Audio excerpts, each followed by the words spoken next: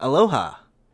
And what up, y'all? It's your boy Jay. And Caleb, this is 99.99% nonsense. This is actually our first episode that we're recording right now, is it not? Yes, indeed. The very first episode of our podcast that we actually intend to post. Right. And we'll do a small little introduction of ourselves, and I would hope that we would only have to do this once before maybe if down the road we might have to update whatnot. I might shrink from 6'5". Oh, by the way, I'm 6'5". Oh, Just so everybody and I'm knows. as reciprocal. I am 5'6". We are It, quite the statuesque individuals. I mean, but it works out though. I'm currently here in Los Angeles. We both know each other from Portland. Because I used to live up in Portland. And I'm currently in Tigard, which is just outside of Portland, but might as well be Portland, which is in Oregon, if you didn't know. But you're originally from Hawaii, right? Yep, hence the aloha. I was born and raised on the island of Oahu and Oahu, not Wahoo, which is funny because that's actually what they used to call the islands, or the island when they were making maps and stuff. Anyway, yeah, so from Oahu, moved to Oregon. Best idea, worst time to do it, but best idea ever. Yeah, it was funny because he says worst time, but it really was because when he came from Hawaii to Oregon, I was in Oregon on my way out back home to LA. I think in total we had what, maybe 3 to 4 months together before that change happened. If that, and we were so awkward about being friends back then that it Yeah, just sort of like we saw each other maybe 3 or 4 times in that period of but time. but the crazy thing is we clicked. That's the thing, is that we clicked, and look at us. We're currently talking in a podcast. Um, yeah, I was born and raised in LA.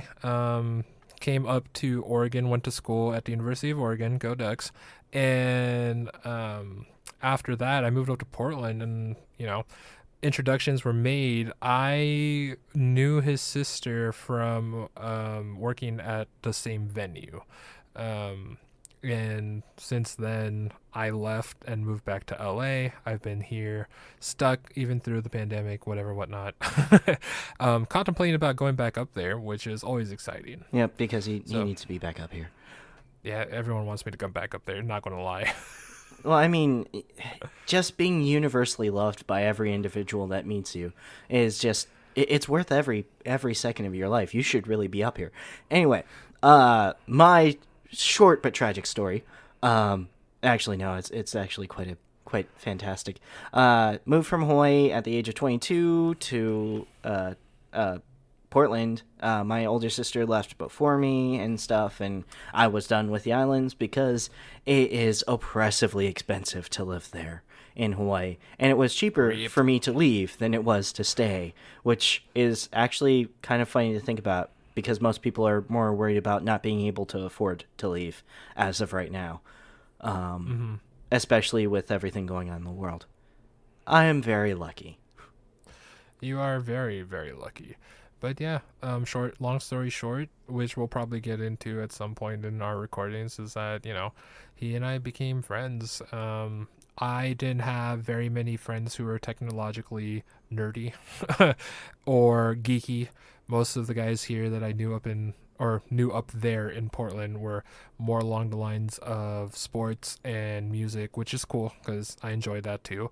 But I didn't have really anybody that's incredibly super nerdy other than my online friends.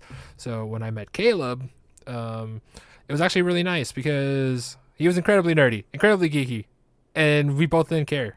And that's what made us click very smoothly for the most part. Absolutely, everything about uh, hanging out with Jason. It was always some debate or some talk about some piece of tech or some game or some anime or some part of nerd culture or lack thereof culture that just was worth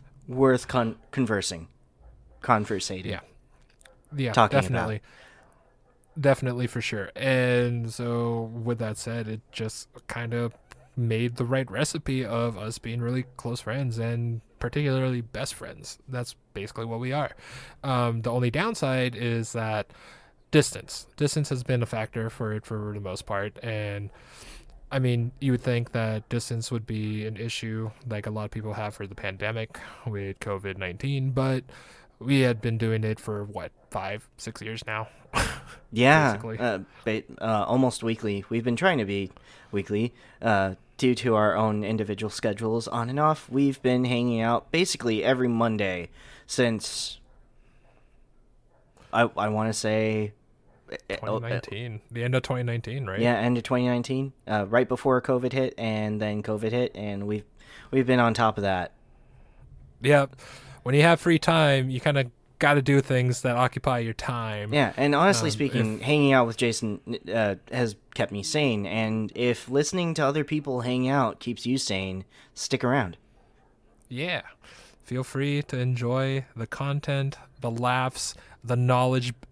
Like, there are definitely big knowledge bombs, but, you'll find out whenever, and however. And if you're expecting any sort of linear thought process on almost anything, don't because Yeah, just drop that. Just drop that thought. It don't even begin to have the thought. We mean 99.99% nonsense when we say it.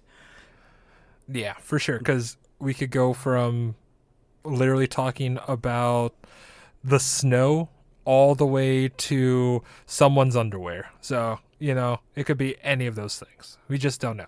You don't know. We don't know. That's the way we were going to try and plan this out by not planning. This is the perfect representation of flying by the seat of your pants you can get, and we're hoping you're willing to come along for the ride. Please enjoy. Alrighty. Alrighty then. How are we doing today? We are here now, just being In the present, not the future. in the present, not the future. No, we're right now. We're talking about things that are happening right now. We're not worrying about what's happening in the future or things that happened in the past. But talking about things in the past, what's been happening to you? As far as I know, I have basically been a cat dad. Ooh. Yeah, I know. I ended up having 4 kittens. We are now down to 2.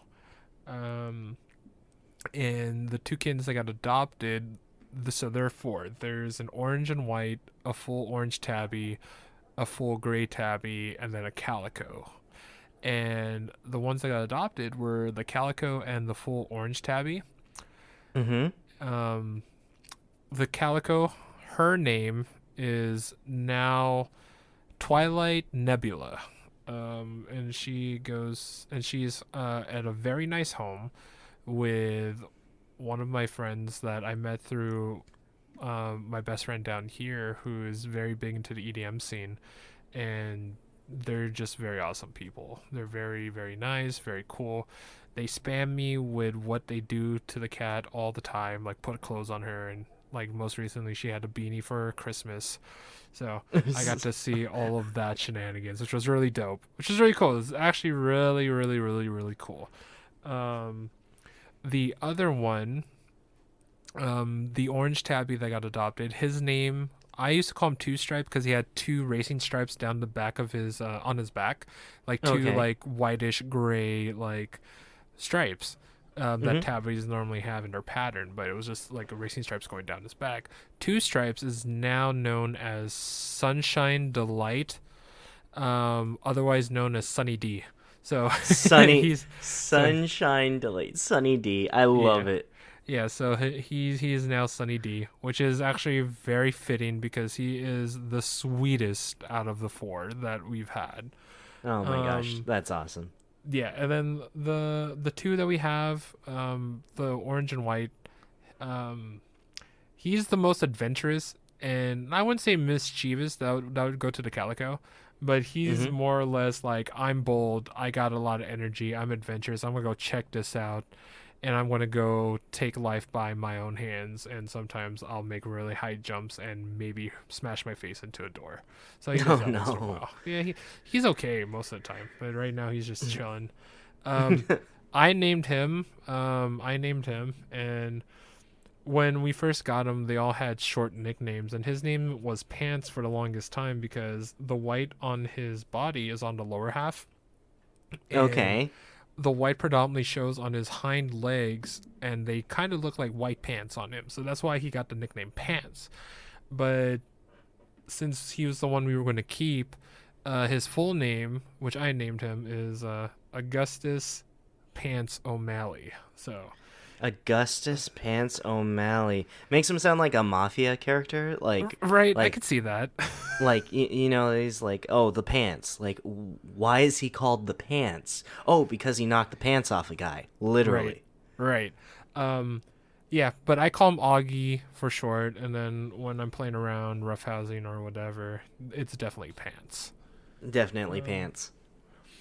and the last but not least is the tiniest but also the cutest of all of them. She's the most photogenic. I think she takes the best pictures overall. Um, we named her Tidbit because right now we don't know if she's going to be adopted or if we're going to keep her, so we haven't really fully named her yet. I used to call her And Itty and Bitty. What was that? and tidbit is a measure of time. Oh, Tidbit, and also she is also really small, so she is basically a tidbit. Because I used to call her Itty Bitty for the longest time, or Tiny, and then Gotcha. I was like, Tidbit kind of works because it's like we hope she stays this small forever, but it's probably not going to be the case. But like high key, I kind of wish she has a little bit of dwarfism just so she could stay cute and small forever. But I don't think that's going to happen. Wishing a genetic anomaly on a kitten just so that they stay cute for longer. Hey, you know what? I I mean, mean, I get it. We're the masters of the universe. We're allowed to wish like afflictions onto other things so that they stay adorable. I mean, wishes are wishes, right? That's why they don't say wishes are bitches. So, Yeah, right. um, I mean, because, yeah, sure. but yeah. So for the time being, what I came here to update you with, on top of that, is that I ended up getting my second monitor for my computer matching. I know I said it briefly before we started recording, but Yeah, no, but um, that's super exciting. I can tell you that we both know how annoying it is to have a non-matching monitor oh, like for exactly. your setup. It is. I just moved off of my swing arm for my setup. I actually changed my setup Oh, for really? slightly better acoustics. Yeah, I Okay. moved it around, and I moved where my microphone is, and I moved where my monitor is. I moved it off of the arm because the arm was messing with stuff, and moved it back onto the monitor mount. And it turns out the monitor mount was really good for this particular LG monitor. It turns Like, out. It turned. mind you, we are not being sponsored by Okay. LG. That being said, if LG wanted Okay. to sponsor us, I would say yes. Um, I feel like but when it comes to these kind of things, we have to have a discussion behind closed doors. You know what I mean? So. yes, yes. No, obviously speaking, it would be a group effort on how many monitors. Like, if we don't get an absolute wall of like their highest end OLED monitors, we don't want it. Um, Mm. I, I'm just kidding. Uh, But yeah, no, that's really exciting to actually have matching monitors. I don't think I've ever had matching monitors, but I hope to level up my game to that point eventually. Um, yeah. I Uh, hope so too. I mean, for the most part, this was a long process. Like waiting for this monitor to drop down for the price just right to justify the means, because well, you're the one that actually helped me out build my computer, or at least helped mm-hmm. me build up my initial setup. Yeah, Um, definitely. And when I bought my monitor the first monitor, it's a 1440, and it's a 27 inch, so it's a pretty hefty boy. And its normal retail, I believe, was 499, or at least like in that 450 to 550 range. And when I bought the first one, I ended up getting it on sale at like 350. And Nice. right, right. But it was because I think the monitor was already close to a year old, and just because of how fast tech is. Anything Oh, yeah, that's yeah. over 7 to 8 months is already outdated, or Yeah, quote no, we unquote we outdated. broke Moore's law. Like we shattered Moore's law, like chip cost, chip price, all that stuff. We broke it. We broke it year after year after year for like 15 years straight. Yeah. So it makes perfect sense that like a 1 year old device is practically like feels like a generation or two old. For sure. And and the thing about it was that I was like, I want to get the second monitor. And I used to have, well, I still have it because I now run 3 monitors. The old one was like a 1080p 24-inch that I got also on Black Friday way back in the day. Um, because I needed another screen that was portable, and I didn't have a big TV to play video games on for the longest time. I didn't even have a PC until 2 years ago, or last year and a half. And I just needed something that would give me a screen that didn't cost me too much, and I could use it and take it wherever I went. Because I wasn't really living in a situation where I could settle down and get a big TV and have a big old space for like big stuff. Mm-hmm. So, so I got the little screen for me, and then right now I wish I could show you guys.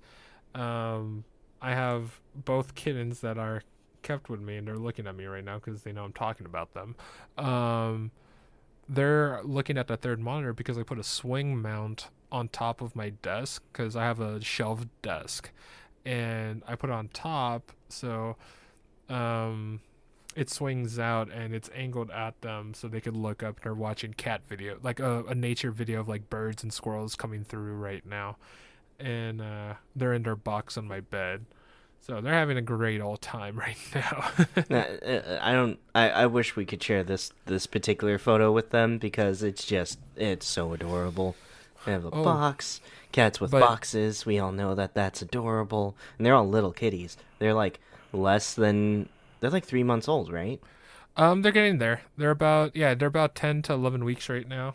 Um, the small one, Tidbit, she's pretty small still. I don't know when she'll shoot up because her brother is quite in between of being out of kitty mode. Like he's still a Yeah. kitten, but Mm-hmm. like he's not like the cute kitten anymore. He's like, I'm a Mm-mm. kitten, like preteen kitten.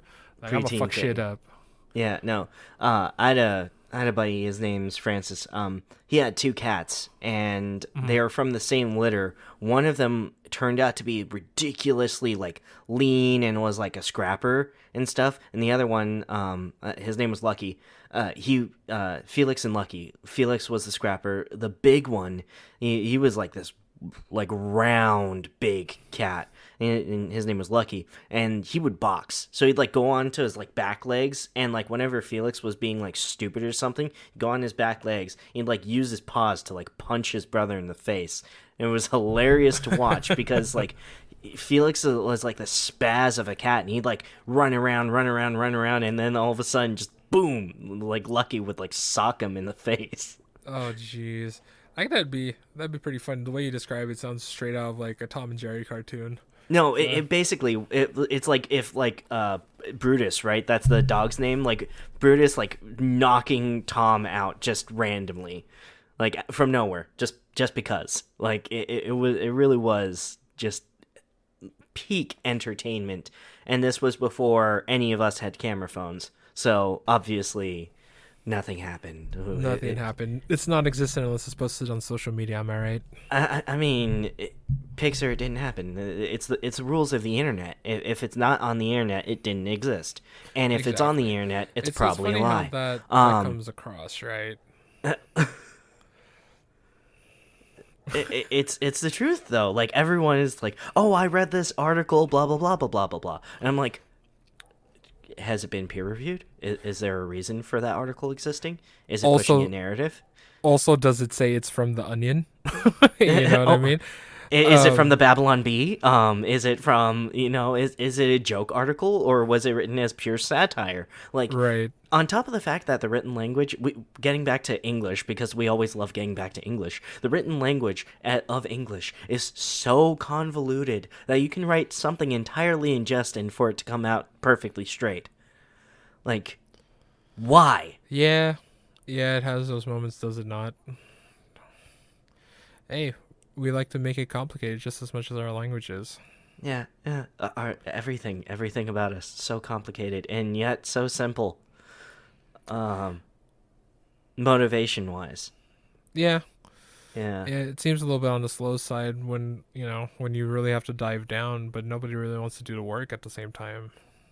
Yeah. I mean, it depends. Like, what's it called? It's like the circle of knowledge, right? The more you know, the less you know.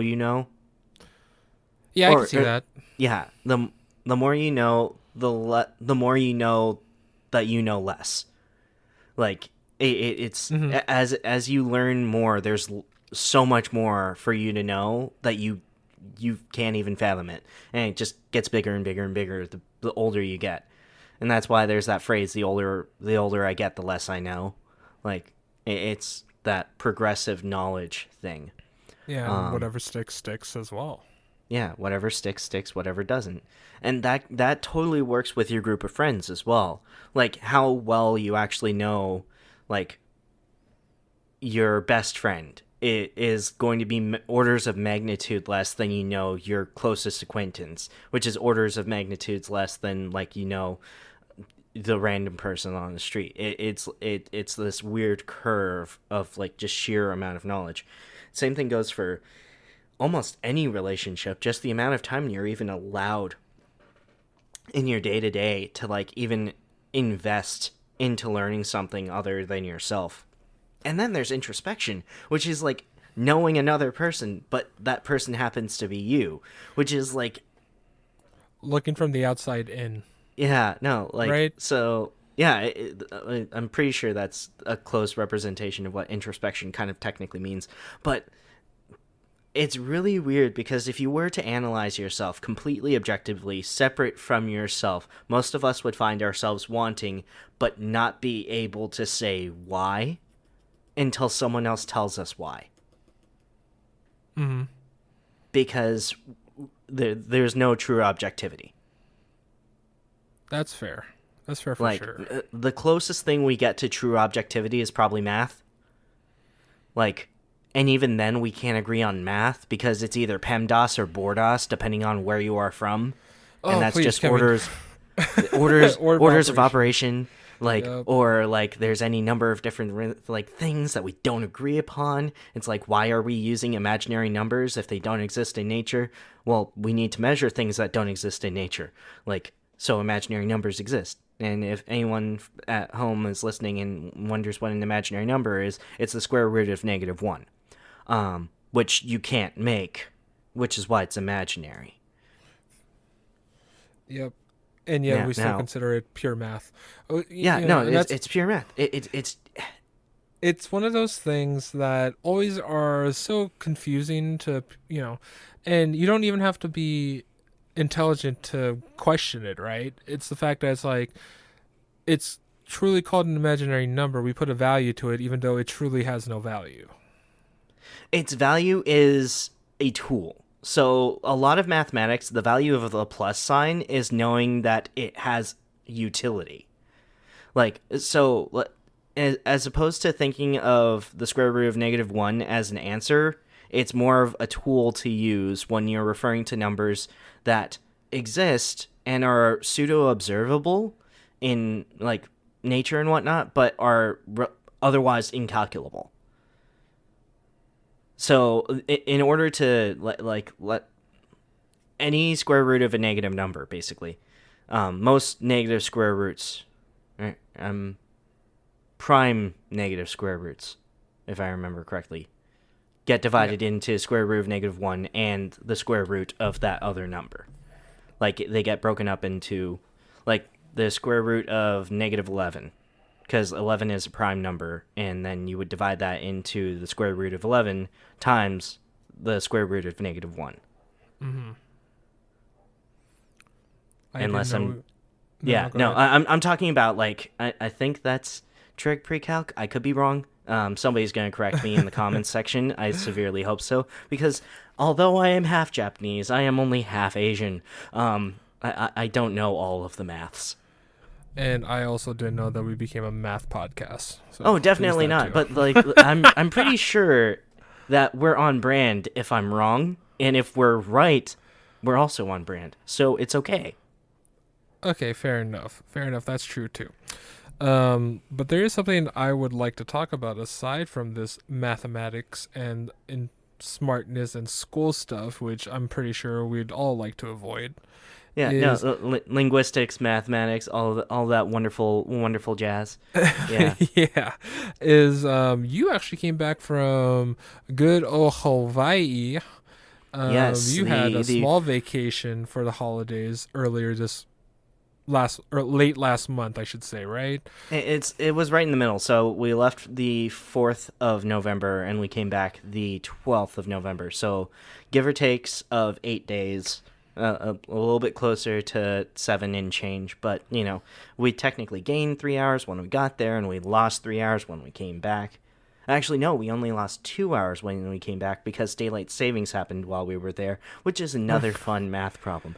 Um, no, okay, Yeah, we're gonna stay away from the math. we're gonna stay away from math. Let's talk about what you did there. I mean, I have family over there in Hawaii on the Big Island, and you're from there, so. Yeah, I'm from Ooh. Oahu originally, Mm-hmm. so I basically just went home to see my mom and dad. And honestly speaking, I thought Oregon was pretty bad on their lockdown type stuff and masks and whatnot, but they're contact tracing in Hawaii, so that was really huge because my mom and dad they're part of that small select group of individuals that can't benefit from either the vaccine or would more than likely kick it or go make if make means dead or die in Hawaiian.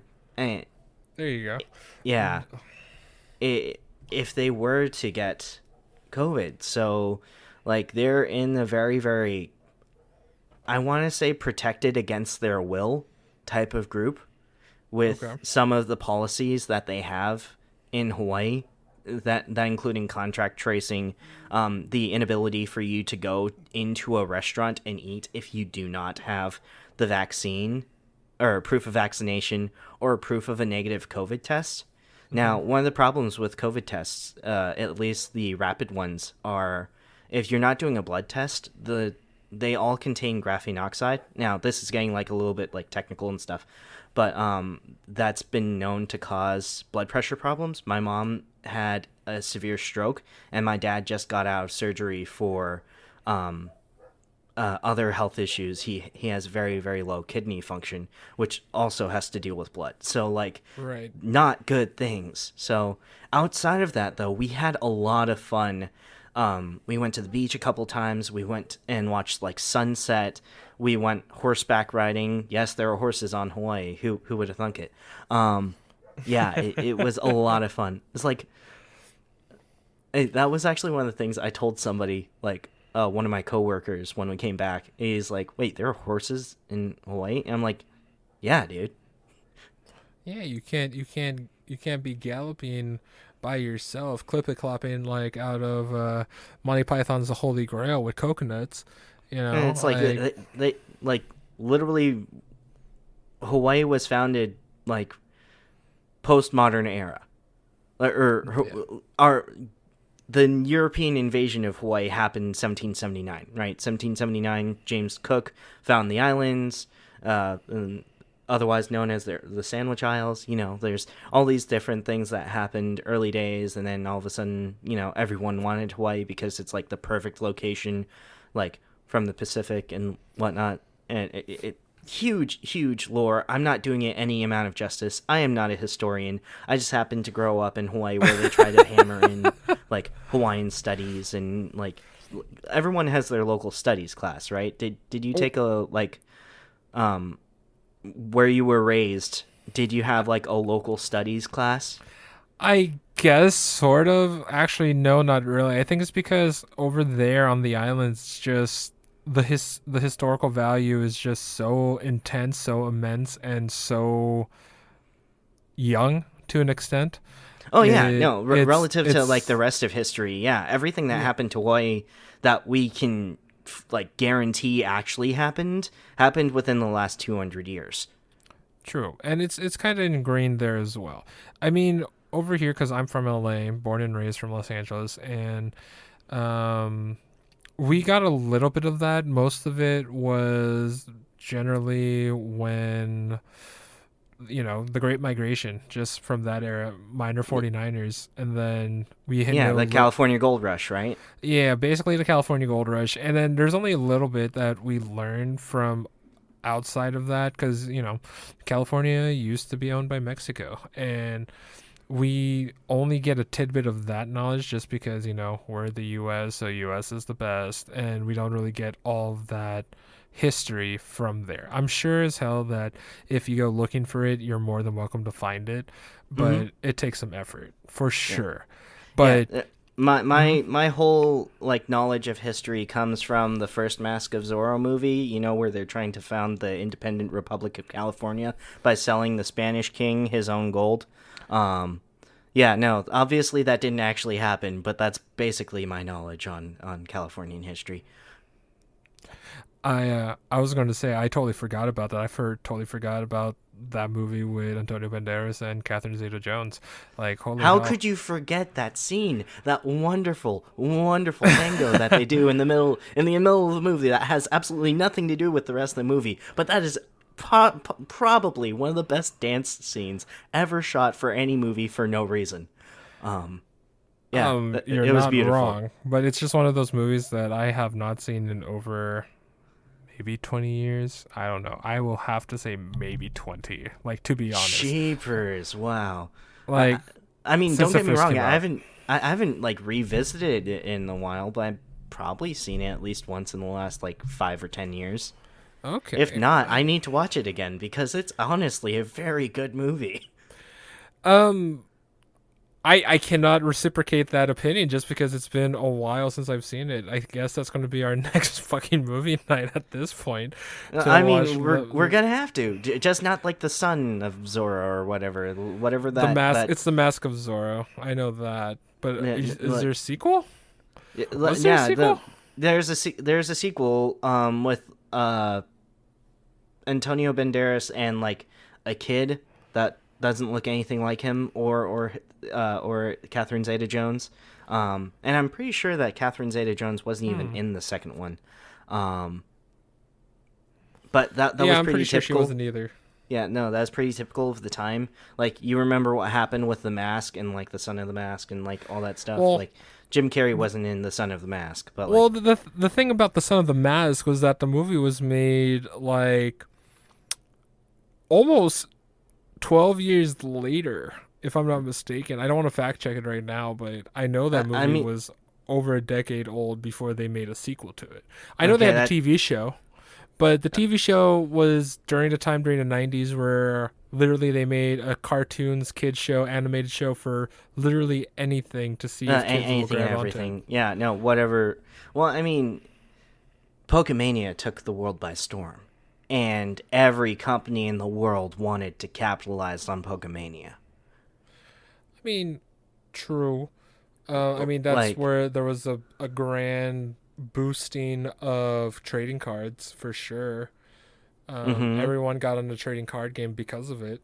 But Pokemon basically followed the same path as like other genres, other cartoons from the 80s did.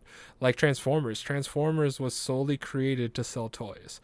Mm-hmm. And the show had, if you ever watched the old Transformers show, I mean, I love it to death because I grew up with family members introducing it to me.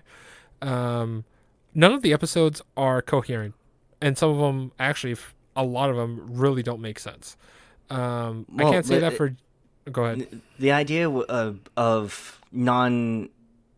non-standardized storylines, right? I think we talked about this a while ago, but the idea is Kim Possible did a very similar thing. The second you create enough episodes of a show that it can be syndicated, um, normally it's somewhere around 52 to like 68, so that's like one a week for a year, because there are 52 weeks in a year, right?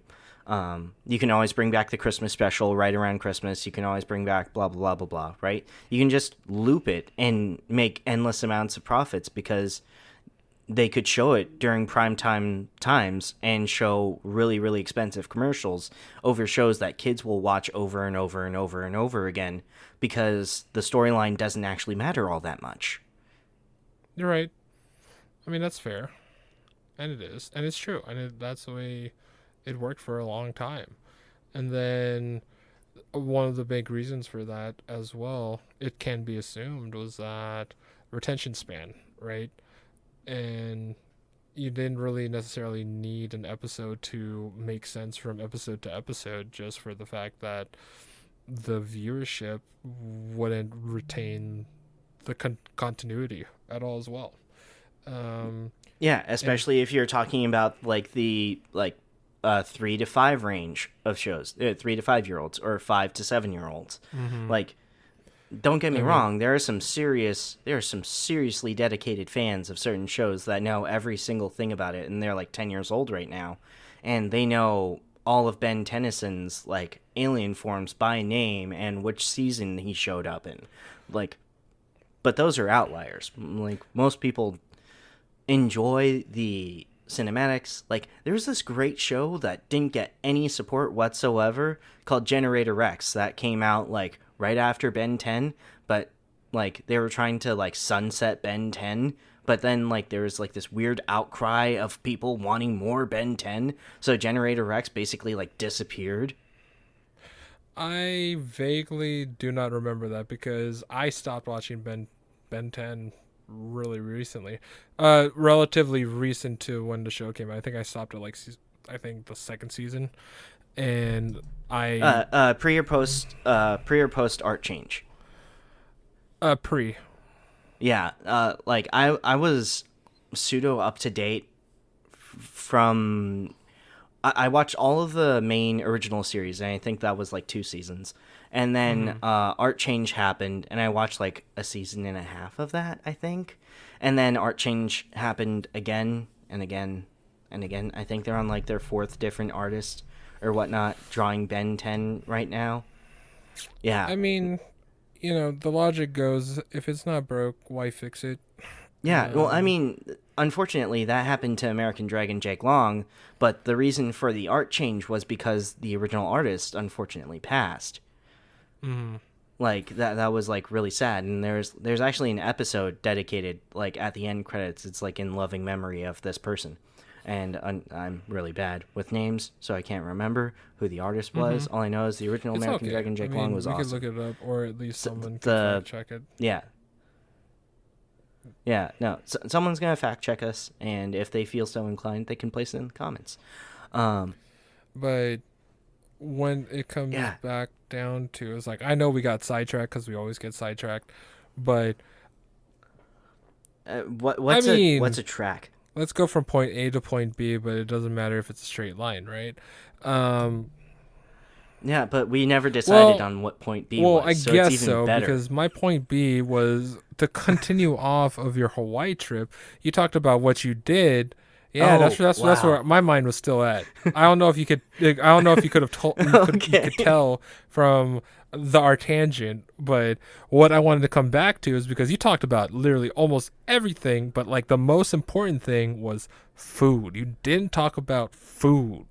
And I'm like, you talked about travel. Oh, you're right. You talked about riding horses. You talked about going to the beach. And I'm just like, you make it sound so basic about going to the beach. What about the food? I mean, like, you didn't describe what happened at the beach, right? No, you didn't tell me what you did at the beach and all that. But when it comes to food, so, like, we got to go into detail, because, I mean, you got to hit that. You got to hit that good. I'm full pseudo, like, not ASMR, but like talk about food. The first thing we did when we got off the airplane, arrived in Hawaii, was my mom nearly killed us while she was driving us around. She should not be driving. My mom should not drive ever. But we went straight to Soon's Korean barbecue. And my God, like, the portions delicious. 5 plates, sub $100. It was great. We all got the Meat Jun special, which is like, I don't know if you know what Meat Jun is, but it's basically it's barbecue beef with a thin layer of like fried egg around the beef and like a little bit of wheat flour or something in it.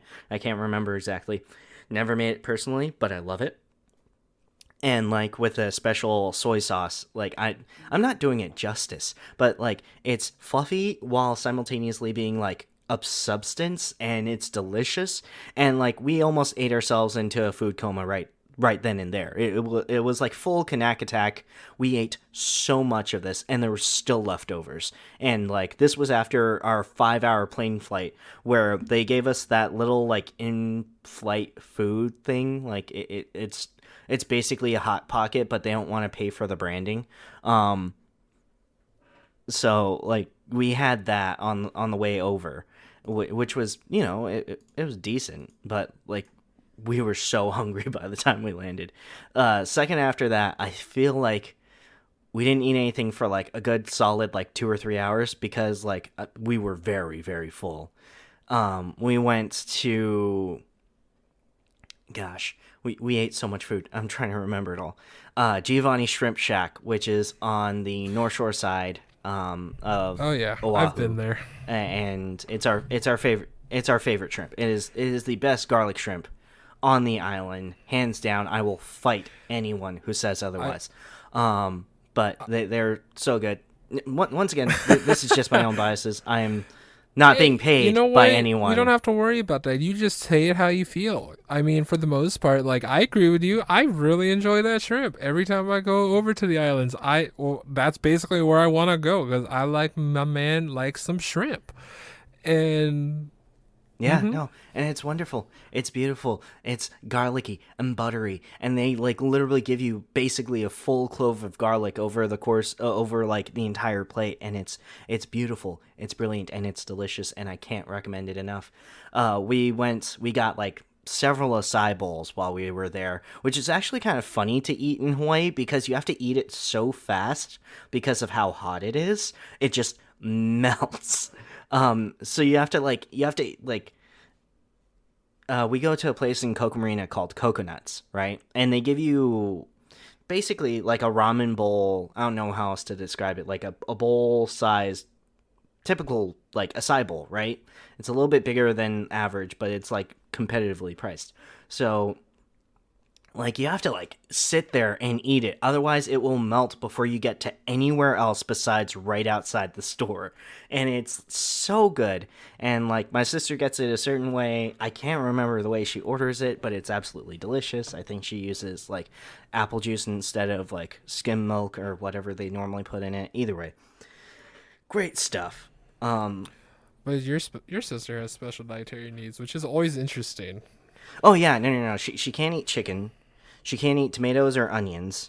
And then like she actually can't eat shrimp, so she didn't eat the shrimp that we ate, which is always sad because but prior to that she did like Giovanni's. It's just it messes with her. She can't get it, which is really sad.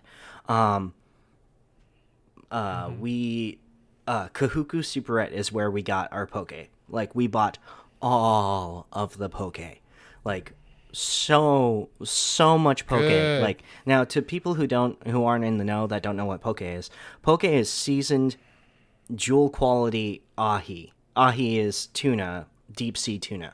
So normally it's a yellowfin, or I believe bluefin is also pretty common. Tuna, and it's part of like a very specific cut of the fish. Now, fish aren't divided the same way that cows are in cuts, but I'm under the impression that it's somewhere similar like that. But like mildly similar. Yeah, mildly similar. It's mildly similar just because the fish is so damn huge. Oh yeah, no, like these tuna are like 2,000 plus pounds. Mm-hmm. And if you're familiar with sushi, you know there are different cuts of tuna. Mm-hmm. There's like the fatty tuna. Easily. There's like extra lean tuna. There's the sashimi tuna. Like there's so many different cuts of tuna, and they are all delicious. Yeah, Yes. so like But going back to Poke. going back to Poke, so at the Cuckoo Superette, they kind of like do a mix and match, but we start with the Limu is seaweed, by the way. Well, kind of, it's a part of the seaweed. It's hard to describe, but for all intents and purposes, it's seaweed Poke that we add chili pepper flakes and chili pepper oil to, and you mix that together, and it is to live for. It is wonderful, wonderful Poke. And then sometimes you have it over rice. We ate it plain, or plain as in just the Poke, because we just wanted to eat meat. So much meat, all of the meat. Yeah. I'll also differentiate because being here in California, we also have poke shops, but it's also very different than what is poke over in Hawaii. Oh yeah. Right.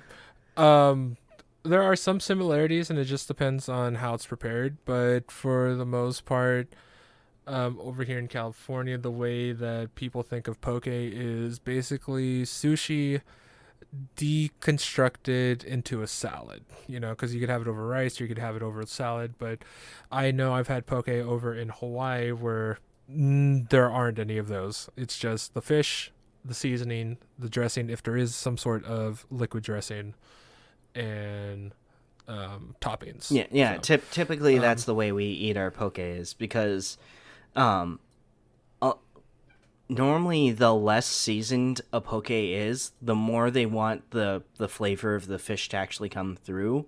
Like, there's this great place we didn't get to go to, but we and definitely it's, need to go to eventually, hmm called Tanioka's, and they like everything is caught fresh in Hawaii. Like almost nothing is frozen with carbon monoxide, which is what they have to do in order to actually get fish to here to Oregon. If you want to buy in like the supermarkets and whatnot, like poke from here is all has a really hard to describe extra flavor that you like. I'm very big into tastes. Like I have like a very, I don't want to say developed palate, but I know what I like, and I can tell the difference between what I like and what I don't like very, very accurately. Um, It's funny you say that, because I don't know if you ever really remembered this, but I am quote unquote a super taster. Um, I don't know if you know what that means, but I think you do. For those that don't, um, there are you have different taste buds on your tongue, and some of them are more susceptible than others. And for me, my bitter receptors are super sensitive to certain things. So like, people normally say that they say coffee's too bitter. It's true. I will admit that. But for me, on certain things, it intensifies it a little bit more. So I've had coffee that's been, like coffee black, and it's about 10 times as pungent as it would be. It depends on the coffee entirely. Like, how like there's some watered down coffees, or like if you get those flavored coffees from like Starbucks. Here's the thing. I can handle drinks at Starbucks. But the taste of coffee still comes through past all of that sugar and cream. So how do I you generally feel stay away about from it. pure Kona blends then? Like pure non blends, like 100% Kona coffee beans.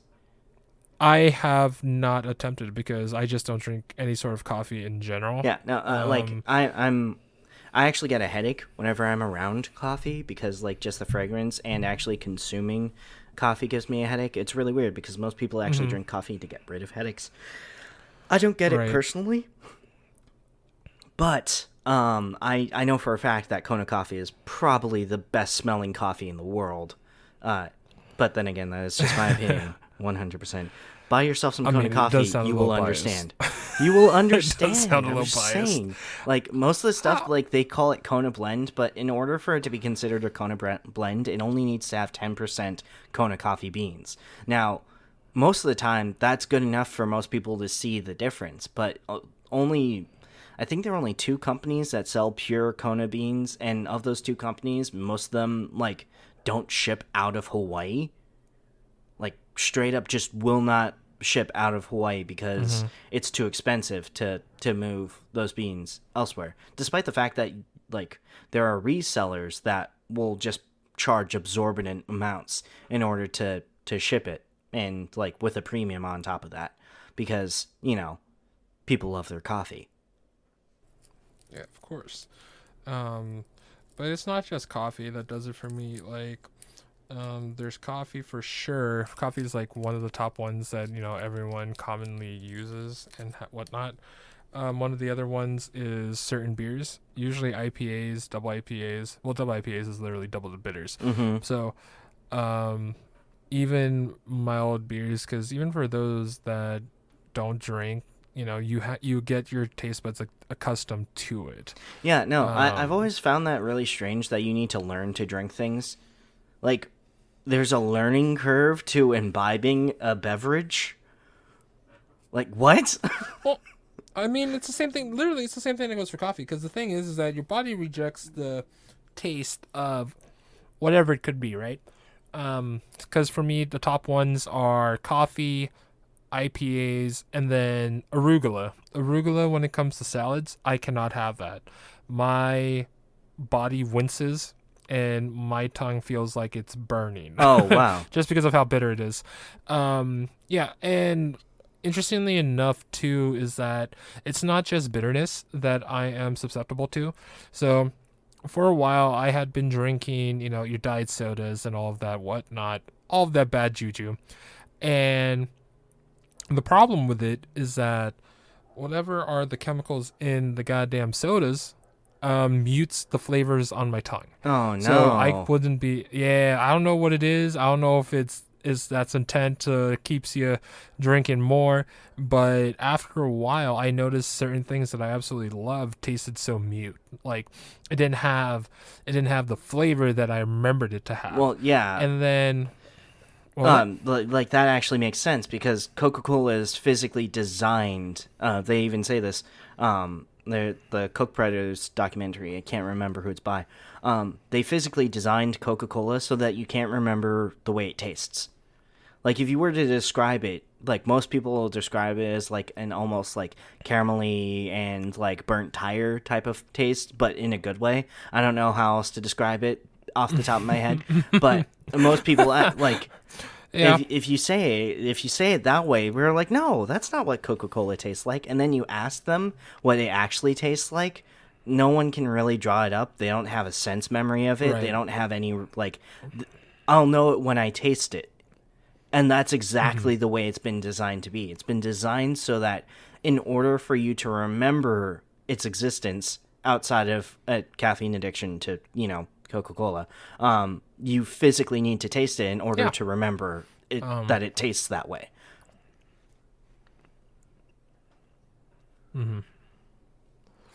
What do you call it? Also, just high sugar intake as well. Like, it doesn't even have to be sodas, but like after I dropped the diet sodas, like Coke Zero, Pepsi Zero, Diet Coke, Pepsi, Dr. Pepper, everything. I went back to regular. Obviously, a lot worse for you, just considering how much sugar intake you're taking. I would have to argue otherwise. Aspartame is actually too sweet for most people to taste, and that's why there's so much of it.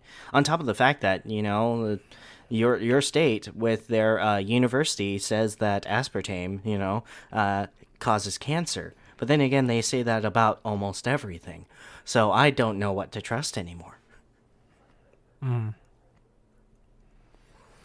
I mean, the biggest reciprocation is to not drink it at all. Oh, yeah. But, yeah. No, water. Water is brilliant. As long as it's clean and you don't live in Flint, you're fine. Everyone has their vices. Everyone has their vices for sure. And one of the things that I noticed was even with drinking soda in general, once I stopped, my tolerance for sugar became very apparent. And I realized that I had to stop or lower the intake because certain things didn't taste great anymore. Like, the only thing that you would need is something as sweet, if not sweeter, to curb said taste buds. And because my taste buds are susceptible, the sweetness it was, ridiculous. So I ended up cutting that out, and I could drink teas again, like light flavored teas, like a passion fruit tea or like uh, some sort of other black teas, and be able to enjoy the flavors of it. Basically, it was all from point A to point B was the fact that, hey, I did something to my tongue. My tongue is stupid. And this is what I did to see if I could taste again and taste actual things again. And I did. So this is what I did, basically. That's a great way to reset, honestly speaking. Black tea isn't actually good for my blood type. I have to go towards green tea. It's better for us. Once again, technically, it's an okay thing. Green tea is okay. Caffeine isn't necessarily good for people with O blood types because we're hunter-gatherers and caffeine is supposed to like negatively affect us or whatnot. My sister talks about it all the time. I'm not as into that new age medical stuff, but it sometimes works out for me in my favor because like whenever I'm stressed out, she brings me a steak and I feel great. Hey, that's not a bad deal. Yeah, no. Once again, like it's definitely a great deal for me. Side note, kitty update, they are currently asleep in their box. Oh. So I was wondering why I didn't see any movement on the side of my eyes, and they're just passed out in their box. And cats are weird. They like their own thing. You get them all these things for them, but at the end of the day, all they want is the goddamn cardboard box. Yeah, So yeah, it's just adjust the box. I mean, it's not a bad deal. Right now, their biggest thing is that I've noticed that they get cold, but they don't. They're very particular in what they How sleep do they on, get which, cold? You're in California. I mean, California. When there's a drop of 30 degrees, it doesn't matter what temperature it actually is. It's still cold. When your normal average is in the 80s, and then it drops down to 50, it doesn't matter. That's cold. I know how it's like up there in Portland because I used to live up in Portland. Right there, I know it's cold, and it's definitely a 20-degree difference from here to there. So, but at the same time too, you could be in Florida where your average is high 80s, and this is cool right now. Yeah. Granted, it gets cold at night. At night, it's been getting to the low 50s, high 40s. So, for the cats, this is their first experience with colder weather. Okay, that is fair. That is actually fair. Yeah, you have to remember that these cats are literally almost 3 months old. So Yeah, no, they haven't experienced some sort of cold yet. But they're very particular what they sleep on, and I come to realize they kind of take after me because I'm very particular with what I sleep on and what I sleep with.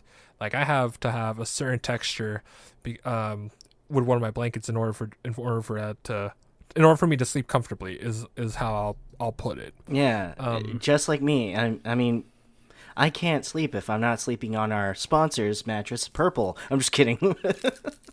Oh my goodness, you are on with the sponsors. This is not sponsored. I'm here just chilling. I'm just like, you know what? If they take notice, they take notice, and if they come to us, they'll come to us. And I know, we don't but have like to force at some upon point, them. my We don't have to brain force it. my brain says like people expect us to say something like this. So if we don't mention it, then we can't not mention it.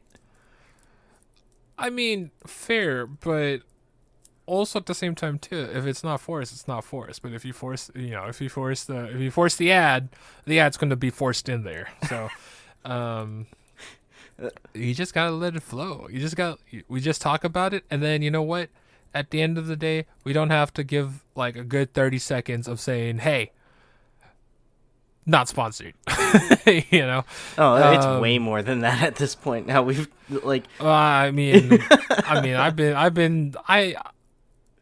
aware, and like I rarely bring out anything, but when it comes to when you're like not sponsored for Giovanni, I'm like, but it's something you enjoy. Yeah. So it's just something you enjoy. Yeah. I mean, yeah, we're not sponsored by them, but you know what? It'd be cool. Yeah, no, that'd be But at the same time shit. too. But that's okay. But getting back to the original topic, which is the kitties. Which is the kitties are the original topic. I thought we were talking about Hawaiian food, but I guess okay. Well, I mean, the original topic within the tangent. So we're going back one. We're not going back all the way to like the base topic. 3. Okay, okay. So what about said kitties? Well, I mean, we were both talking about particular sleeping, and I've experienced that too. That cats will sleep almost anywhere, as long as it annoys you for some reason. Because you're not going to be able to move that box with them in there. Oh, watch me. I have no problem moving them. Like, I get all the time, it's like, oh, don't move them. They're so cute. They're so precious. I'm like, what the hell are you talking about? They're little gremlins. I'm like, this is my domain, and I will make it known that this is my domain. If they want to be around me, they could be around me. But at the same time, too, yes, I'm a very loving, careful, like, cat dad. But when it comes to them, it's like, hey guys, this is my bed. Mm-hmm. This is not your bed. This bed is my bed. It is not your bed. Yeah. And I could potentially crush you. So either you move or I'm going to move you. I am not sleeping around you. When they get older, it might be a different story just because it's like, all right, we could coexist together on the same bed. But I know my giant 6'5" ass and like 50-pound legs mm-hmm. could kill a cat. Oh, and we don't want that to happen. We don't want that at all. No, we love the kitties. But I haven't attempted to see them on a bed. We got them a bed, but it's like a little enclosure, so it's like, okay, cool. They have a little private space, and they like that for sure. But I know for sure it's not warm enough for them because when it gets late at night, because they normally sleep in the kitchen.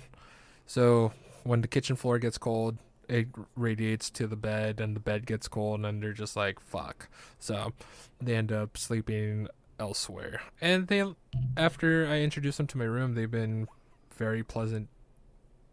They've been very pleasant being here in my room.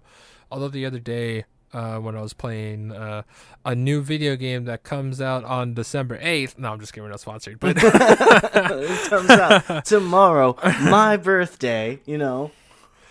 Right. No, I've been attacking Halo Infinite, the multiplayer. Oh, okay. And the full game, well, not the full game, but the campaign comes out tomorrow. And how's that not the full game? If you have like PvP and you have the campaign, isn't that everything? Is there more to this game that I don't understand? There is plenty more because it does not have the co-op mode for campaign, and it will be. There's a lot of things that I was about to say Bungie because they're no longer Halo, but 343 have done to this game was they delayed it, but they're also delaying all the other parts to the game. But the one thing they wanted to make clear that runs perfectly and runs well is the multiplayer. And it has been. And the multiplayer for Halo has been really solid.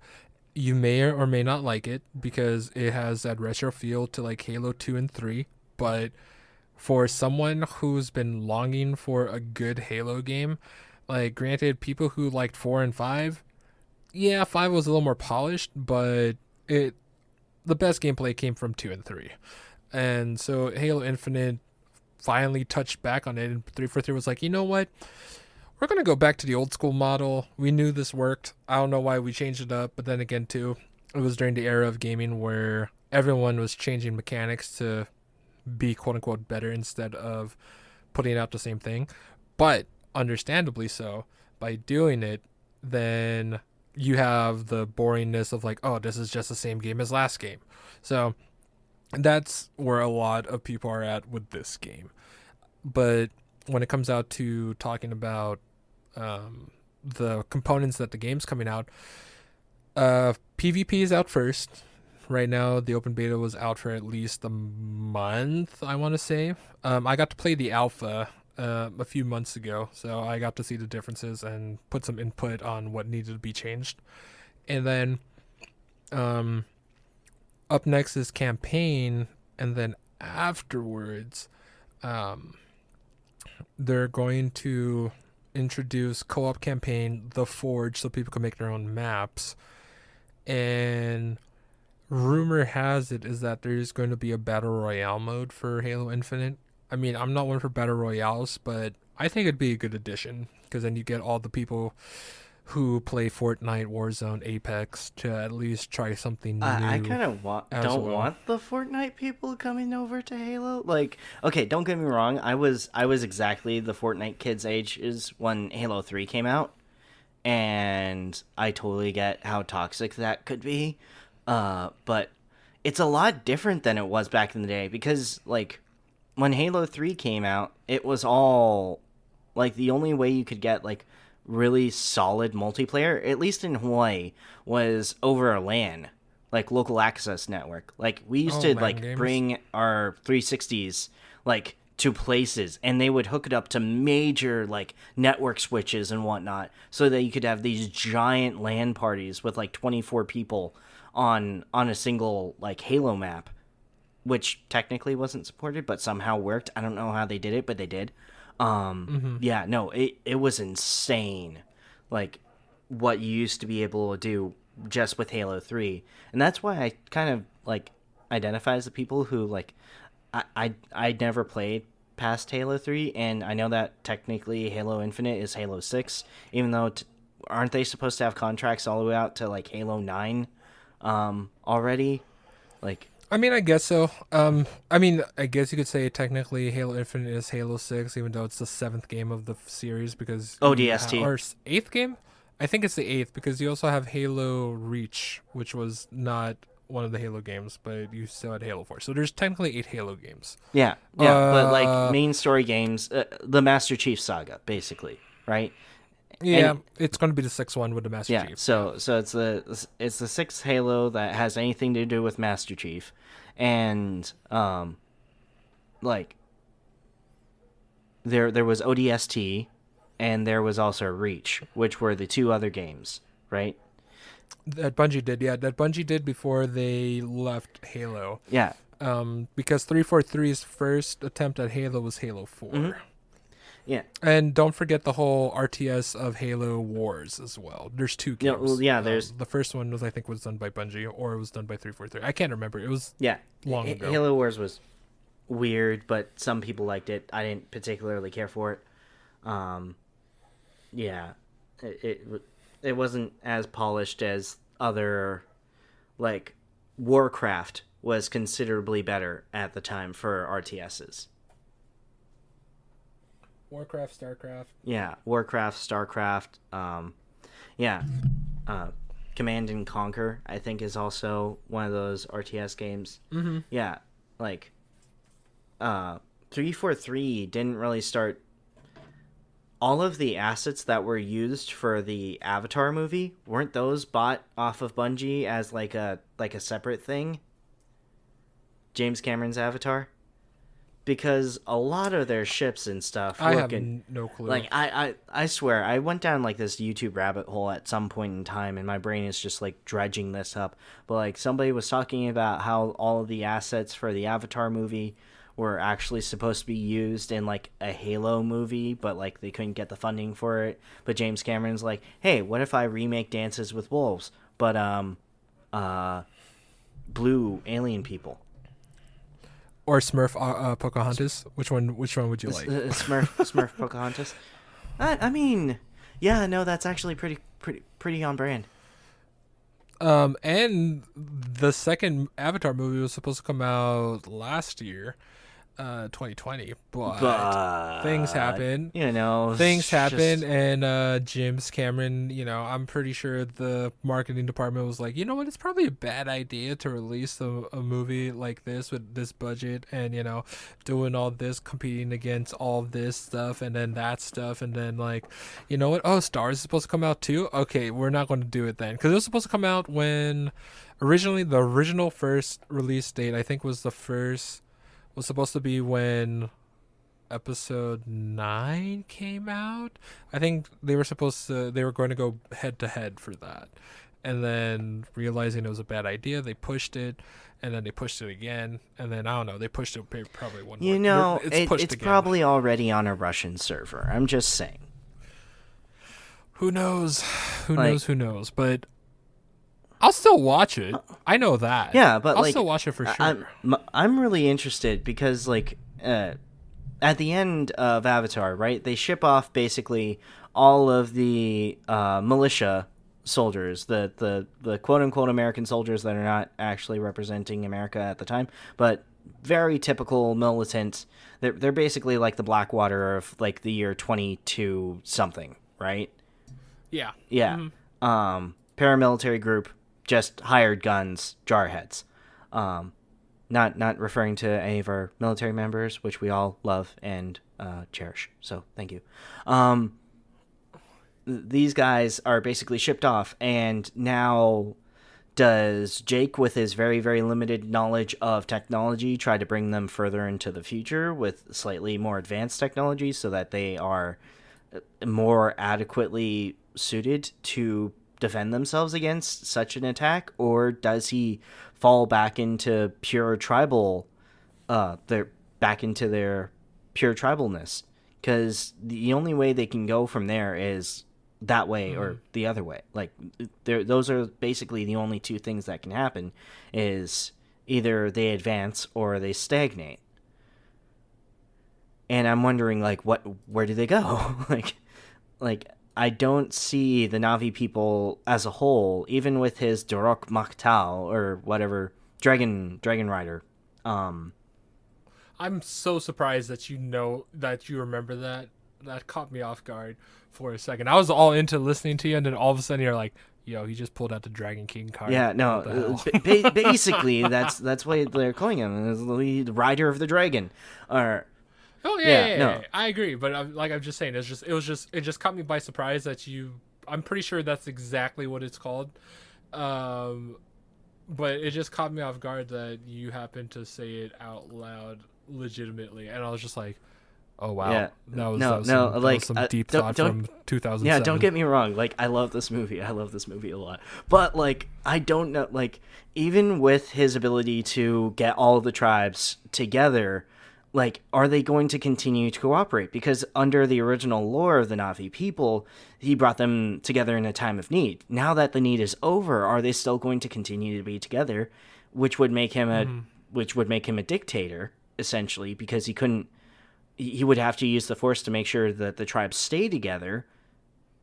Or do they scatter to the wind again and go back to their original tribal misgivings? Like, are we going to see tribal warfare on the planet, or are we going to see? I don't know. Like, I've been speculating on this personally for a long, long time, and I honestly can't see, like, I can't see where this goes, because the only, like, who's the new big bad? Like, obviously, like, this planet has quote-unquote unobtainium, which is, perfectly branded by Oakley's. That's what they coat their glasses with, by the way. Supposed to be scratch-resistant coating that's also mirrored and whatnot. Anyway. The perfectly branded unobtainium, which is just a superconducting metal. That's why it's floating in the image. It's not just being, like, hovered there. Like, that's actually just because it's a room temperature superconductor, which, if you know anything about superconductors, is actually like a really, really, really big deal. And it's like this really strange metalloid. It's not fully considered a metal, like, if you look at the crystalline structure. Anyway, too much deep diving. Basically, the only way that there's actually going to be any sort of strife is if people from other planets, the humans from other places, mostly Earth, because I don't think they've actually colonized anywhere else besides Earth in that universe. So if Earth goes back and tries to start mining that planet again, which would basically be the plot of the first movie, except with more guns. You know what I'm saying? Okay. Am I? Yeah. Am I, like? I'm hoping that I'm wrong. I'm hoping it's not just, Earthians, Terrans, right? People from Earth, Terrans.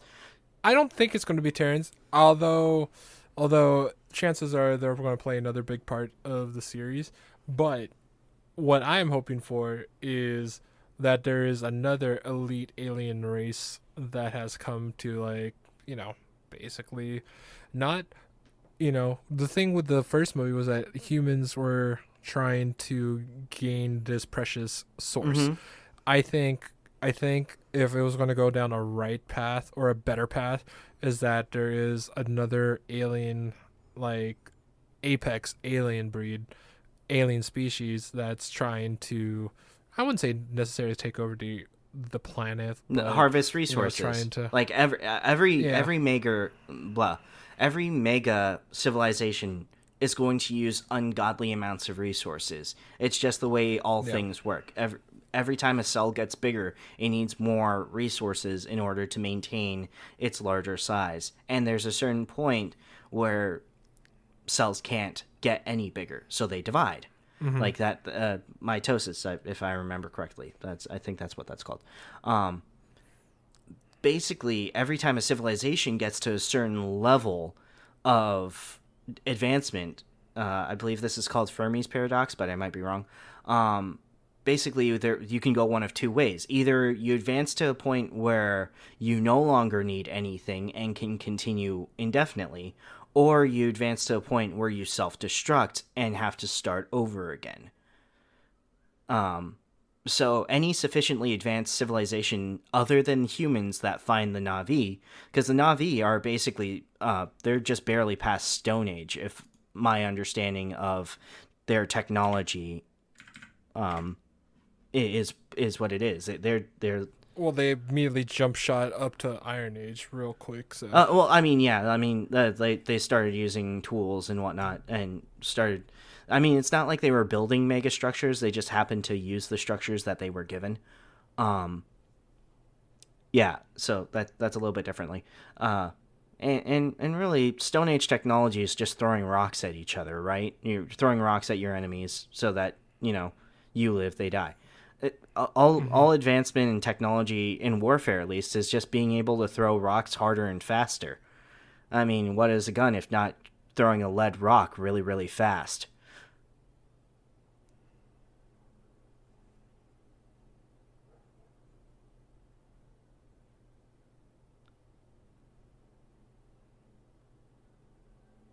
You still there, bro? yeah, I don't know why I spaced out. I'm like, I know that one really wasn't that profound, so I'm like No, no, no, that no, dead no, no, no, silence no, there. no. I'm like, I know I didn't say No, anything super profound. Like this is no, no, nothing no, no, new. no, not at all. Not at all. So I'll tell you what happened.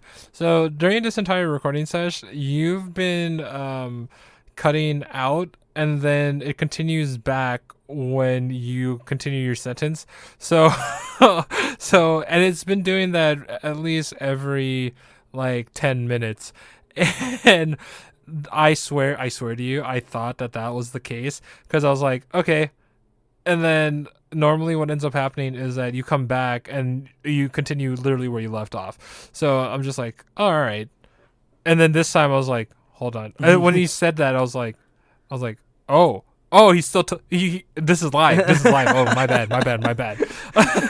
Because like you can only imagine what it's been like for me entire like listening to this conversation, and it's just like, oh, he cut out. Should I say he cut out? No, that's going to ruin the recording, or at least ruin that segment of the recording. So I'll just wait and see what No, no, happens. no, no, no. And No, it's better. when you cut, We're and keeping then- this in because like that's just hilarious.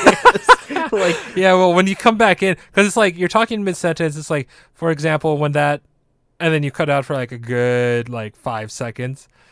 oh, Going to the mall, and then no. you come back, and then you come back, and it continues where you left off. Like, and then sometimes there's like a little speed up where it's just like, and I'm just like, okay, Oh, I it's caught it. trying All to right, cool. catch up. And then, Jeez. yeah. Gosh, So I it's can't, been happening. Like, you should have told me this earlier, dude. Like, if I'd known. Gosh, but yeah. then this wouldn't be here. This wouldn't be in the recording. That is very true. But like, gosh, I, I would be so. I don't think I could have like have functioned if you'd start talking and then going on like that would be absolutely yeah, and then terrible. you continue on. Yeah, and then you would continue on. Yeah, no, I was fine with it. I was cool with it. Like, it's not a problem for me at all. I guess I'm just laid back when it comes to that kind of stuff because it's like, oh, it's not really technical difficulties. It's just internet being doing internet things because there's some sort of latency. Yeah, no, So it's just my like, all my right. up speed is garbage, and I will hopefully, with my new job working at AutoZone, I'll be able to afford you know, better internet. But now that you say that, and I'm going to go test my speed and see what my latency is because it could be me because I've been having issues the past couple days. Uh, Nope. it is more than likely me. Once again, my up speed is garbage. It is 5 megabits per second, and that's if absolutely no one else is using it. And I think that Ari is on a date with her Canadian boyfriend. So Oh, I'm sorry if you heard that burp. I burped on no, no, no, on mic. on mic, it's okay. It's just Okay. Okay, so yeah, it's not me. I'm at 14 ping. Download is 126 megabits, so that's roughly what's 126 divided by 8? 136. That is 14 megabytes per second. So download's fine. My upload's at 11.59. So yeah. I would like my upload to be better, but that would require me to hardline my computer. Right now, I am using wireless on Wi-Fi, but sometimes it clunks out on me, especially when the cats are running around. They like to go into those nooks and crannies and unplug the router, and it enrages me when I'm playing a competitive match of whether it's Overwatch or Halo or anything. But yeah, other than that, yeah, I'm sorry. I'm sorry that it seemed like I spaced out or I disconnected or No, whatnot. no, it's the greatest thing because like I was expecting like instant rebuttal or instant talking, like continuing on the vein of like warfare and whatnot, because like that's like a natural tangent to my statement that basically all warfare is just humans trying to figure out how to throw rocks at each other better. But True. like and then for it to be like just that dead silence as if it were a mic drop is just like so hilarious. So it's all worth it, all worth it. Praise the internet lords for making that moment worth it. Of course, and I had a feeling that this latency issue would have gave us some gold, and by sure it has.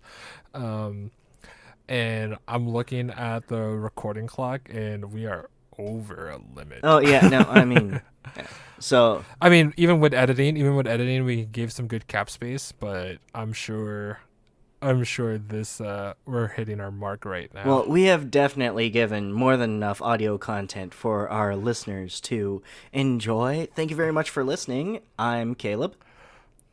And I'm Jay.